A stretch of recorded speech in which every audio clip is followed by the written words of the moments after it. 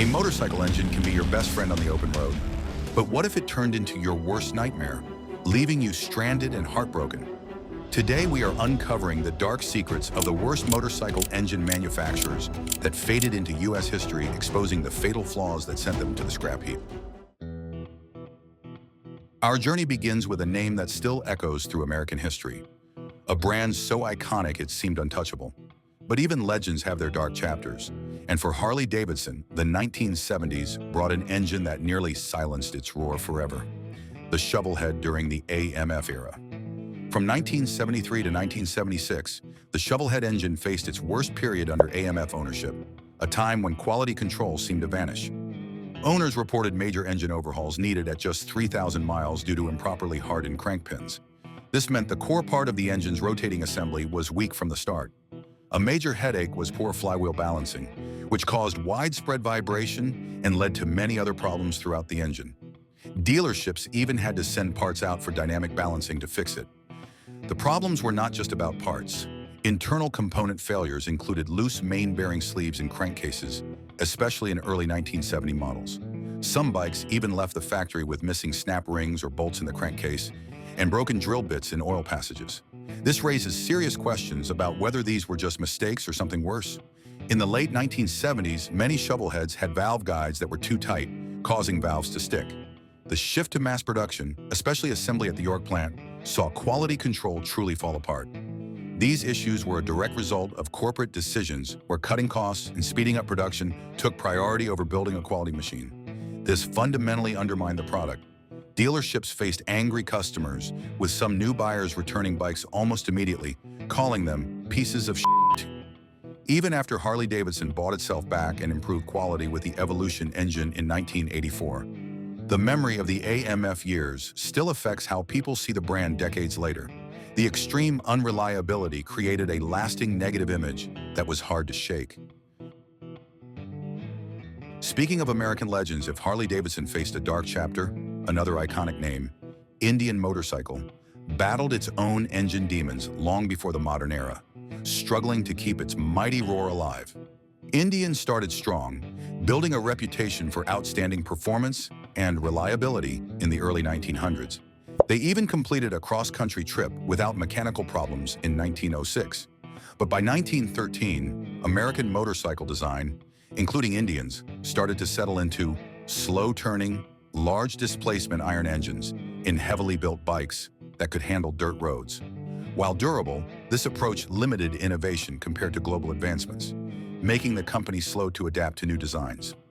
After World War II, Indian rushed underdeveloped, under-tested motorcycles into production. They reintroduced only one pre-war model, the Chief, and abandoned plans for a revised Sport Scout.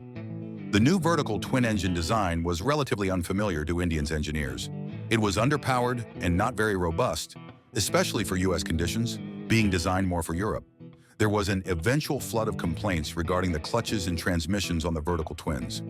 Engineers knew the lightweight construction wouldn't hold up, especially in racing, but due to lack of time and severe lack of resources, they were used anyway. This decision to prioritize immediate production over long-term quality directly led to widespread customer dissatisfaction.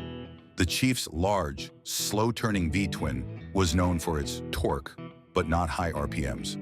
While generally robust, specific issues included head gasket failures, often at the exhaust port due to punishing torque values and poor gasket material of the day. This could lead to oil leaks at the head. Even recent Indian models have faced engine noise complaints, with some owners reporting engines sounding like it's coming apart at certain RPMs, which the company sometimes dismissed as normal. These engine and transmission issues, alongside financial troubles and management changes, contributed to Indian's repeated periods of decline and eventual halt of production in 1953. The rush to market with underdeveloped designs eroded the trust built by earlier, more reliable machines. From the long winding road of old legends, we turn to a more recent heartbreaking tale of a dream that burned brightly but crashed and vanished in a flash. The Excelsior Henderson Super X was meant to revive a classic American name, but its ambitious design was plagued by fatal flaws that proved too much to overcome. The company aimed to build 10,000 motorcycles annually and raised $100 million, but ignored advice to start smaller. This overambition and disregard for expert advice set them up for failure even before product issues fully emerged.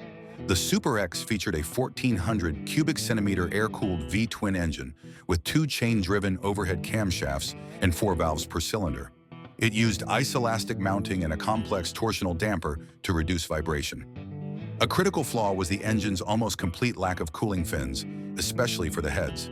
This led to excessive heat, causing exhaust valve seats to loosen unless a richer aftermarket tune was used. The dry sump oiling system didn't properly return oil to the sump if the bike idled on its side stand. A factory fix reduced oil capacity, and incorrect oil levels could cause oil to puke from the breather. Early models suffered from noticeable and excessive vibration. Even after a redesigned, balanced crankshaft, the low rotating inertia contributed to transmission snap rings being damaged when riders tried to run the engine at low RPMs. The engine would annoyingly ping on any grade and tended to stall at stops. While aftermarket tunes later helped, these were initial production issues, demonstrating the high cost of relying on fixes later rather than robust initial design. The rubber mounting system for the engine and transmission wasn't rigid enough, making it impossible to maintain proper drive belt tension. This directly led to rear wheel bearings loosening and premature belt failures. Other problems included cracking air cleaner and throttle body brackets due to improper factory installation, leaky hydraulic clutch seals, and fuel pump tubes cracking due to modern fuels. By December 1999, the initial $100 million investment was gone, and production income couldn't cover costs. The company filed for Chapter 11 bankruptcy. Riders found the bike vibrated excessively, pinged, stalled, and had poor cornering clearance and suspension on bumpy roads, leading to overall disappointment. Production stopped in March 2000, with fewer than 2,000 bikes made. The company went through a second bankruptcy, and investors lost everything. From the grand ambitions of a revived classic, we shift gears to the world of custom choppers, where style often ruled supreme. American Iron Horse built some of the flashiest bikes on the road, but beneath the gleaming chrome and custom paint, their engines often suffered from a silent killer: electrical gremlins that left riders stranded. A common complaint was that bikes would spit and sputter and eventually die out altogether while riding. These issues often pointed to the ignition module, which would fail, leading to no power or lights on the bike. Owners reported batteries dying quickly, with a slight buzzing noise coming from somewhere near the battery. New batteries would temporarily fix the issue, only for it to recur after a couple of weeks. Experts suspected the charging system, specifically the stator or regulator, as the culprit. A failing regulator could cause brief overcharges that damage ignition systems. Poor grounding was also identified as a potential cause for a range of electrical problems as the bikes age. This highlights that even if the core engine mechanics are sound, its reliance on complex electrical systems means that failures in these components can render the entire machine useless. Some bikes struggled to go past 3,000 RPM, indicating a deeper engine management or electrical issue that limited their operational capabilities. These electrical and charging system failures made the bikes incredibly unreliable, turning every ride into a gamble. Owners faced constant troubleshooting and repeated trips to the shop, often with no clear solution, leading to immense frustration. The inability of mechanics to pinpoint and fix the root cause of these issues led to repeated, ineffective repairs and rapid customer dissatisfaction. While American Iron Horse's overall demise had many factors, these persistent, hard-to-diagnose electrical engine problems severely damaged their reputation for quality and contributed to their disappearance from the market. The market demands a bike that runs, and when the electrical heart fails, the ride ends. From the custom world's electrical woes, we shift to a brand that dared to be different, pushing the boundaries of American sport bike design. Buell, a name synonymous with innovation, often found its ambitious technology became its biggest weakness, leading to a frustrating ride for many. Buell motorcycles equipped with electronic fuel injection, or EFI, often didn't run properly. Finding technicians with the right tools and knowledge to fix these complex systems was difficult. These bikes were notorious for having leaking intake seals, similar to their Harley-Davidson cousins. This is a common cause of high AFV, or adaptive fuel value, which means the engine is running lean. As the bikes aged, bad ground connections became a major source of problems, causing havoc on your EFI system and leading to a laundry list of trouble codes and/or intermittent issues with sensors. Low fuel pressure could go unnoticed because the engine computer, or ECM, would try to compensate, but eventually it would lead to power issues at higher throttle settings or complete cutouts. If data from sensors was inaccurate, the bike wouldn't run right, or at all, making troubleshooting difficult without specialized tools. A faulty head temperature sensor could cause the ECM to constantly enrich the fuel, leading to poor running. Owners often had to take matters into their own hands to fix issues. Even simple things like TPS resets or checking AFV due to a lack of specialized support. Despite Eric Buell's vision, the brand struggled to reach mass production and compete with established sport bike makers like Ducati and KTM, leading to investors pulling out. EBR, or Eric Buell Racing, the last iteration, has been resurrected 3 times and failed each time, becoming one of the most heartbreaking failures in motorcycle history for American sport bike dreams. The market for performance machines demands high reliability right out of the box, and Buell's persistent issues, stemming from complex technology that lacked robust support, made it less forgiving of these problems.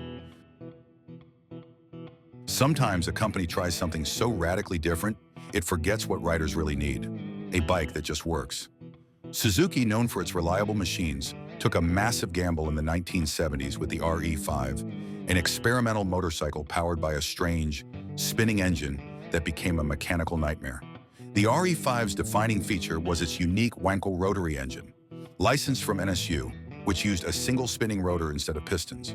This engine produced prodigious and ridiculous amounts of heat, with exhaust temperatures reaching up to 1,700 degrees Fahrenheit. To manage this heat, Suzuki built an incredibly complex cooling system with 3 separate oil pumps: water cooling for engine cases, oil cooling for the combustion chamber, and multiple radiators. The exhaust itself was double-skinned with cooling fins. This attempt to solve the Wankel's inherent heat issues led to a level of complexity that made the bike impractical and unreliable. The 2-stage Mikuni carburetor was overly complex, more like a car's, with 5 different fuel and air circuits. The throttle controlled not just the carb, but also an intake valve and oil supply, requiring no less than 5 cables. High oil consumption led to 3 separate oil reservoirs. Rotary engines are known for consuming internal parts like apex seals at an astonishing rate. Despite only 1 spark plug, it had 2 sets of vacuum and RPM-actuated ignition points. The Wankel's minimal engine braking required special ignition mapping, adding another layer of complexity. Despite its unique engine, the RE5 was slower and less powerful than its GT750 cousin and had an unimpressive 110 miles per hour top speed.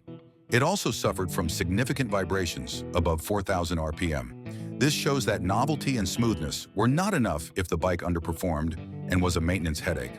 The RE5 was a tall order for the shade tree mechanic, and even trained technicians struggled with its complex design.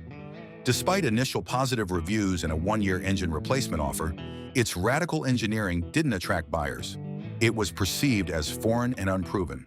It was a slow seller, with only about 6,350 units produced in its 2-year run from 1974 to 1976. 10 years after it was discontinued, Cycle World famously called it one of the 10 worst motorcycles. Our final stop on this tour of mechanical missteps brings us to another Japanese giant, Yamaha.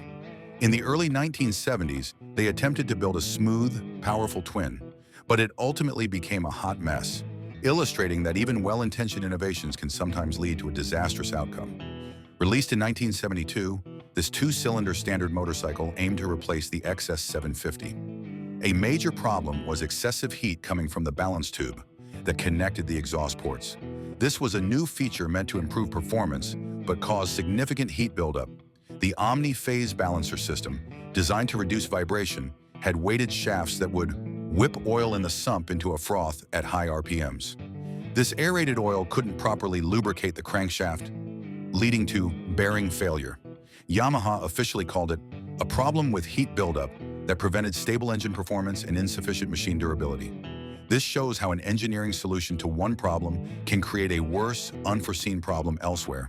The chain driving the counterbalance shafts would stretch, causing the counterweights to go out of sync with the crankshaft, leading to even worse vibration than a normal twin. The oddly shaped and located oil filter was also suggested as a cause for lubrication issues.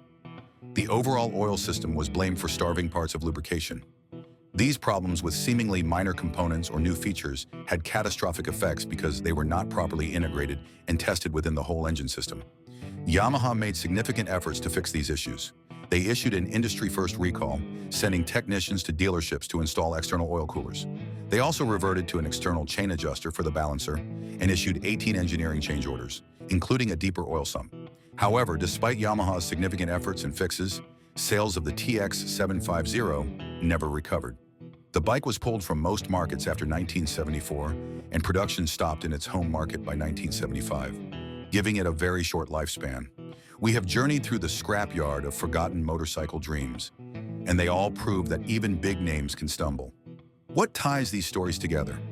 It is a harsh truth.